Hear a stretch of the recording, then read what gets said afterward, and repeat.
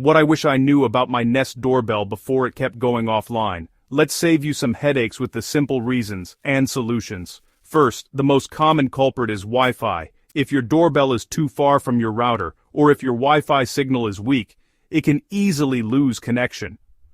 Try moving your router closer, or check for anything like thick walls blocking the signal. Next, let's talk about the battery itself. If your battery is low, your doorbell might turn off to save power. Make sure you're charging it fully, especially in cold weather. Batteries drain faster when it's chilly outside. Also, check your device settings in the Google Home app. Sometimes, a simple software update can fix connection issues.